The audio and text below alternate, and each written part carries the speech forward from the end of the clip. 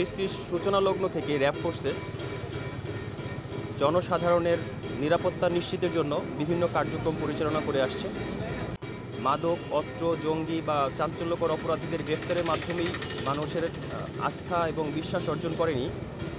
তদুপরি বিভিন্ন ধরনের বিশেষ দিনগুলোতে বিশেষ উৎসবকে সামনে রেখে আমাদের সম্মানিত নাগরিকদের নিরাপত্তার বিষয়টি নিশ্চিত করার জন্য র্যাব ফোর্সেস বিভিন্ন কার্যক্রম গ্রহণ করে থাকে। তারই ধারাবাহিকতায় মহাপরিচালক র্যাব ফোর্সেস মহোদয়ের নির্দেশক্রমে এবং অধিনায়ক র্যাব ৬ মহোদয়ের সার্বিক দিক নির্দেশনায় আমরা এই বিশেষ টহল এবং চেকপোস্ট পরিচালনা করছি। আমাদের উদ্দেশ্য ঘরমুখ সাধারণ জনগণ, ঘরমুখ নাগরিক তারা যেন নিশ্চিন্তে, নিরাপদে এবং নির্বিঘ্নে তাদের ঈদ যাত্রা শেষ করে তারা যেন বাড়িতে পৌঁছতে পারে। রাস্তায় আপনারা জেনে থাকবেন, বিশেষ এই উৎসবকে কেন্দ্র করে ছিনতাইকারী, ডাকাত, মলম পার্টি বা বিভিন্ন ধরনের কুচক্রী মহল যারা তাদের সর্বশান্ত করার জন্য সর্বদা উদ্গ্রীব হয়ে থাকে। আমরা বিশেষ করে এইভাবেই টহলটা পরিচালনা করছি এবং চেকপোস্ট করছি, যাতে করে আমরা সন্দেহভাজন ব্যক্তিদেরকে জিজ্ঞাসাবাদের মাধ্যমে আমরা যেন আমাদের সাধারণ নাগরিকদের নিরাপত্তার বিষয়টি নিশ্চিত করতে পারি।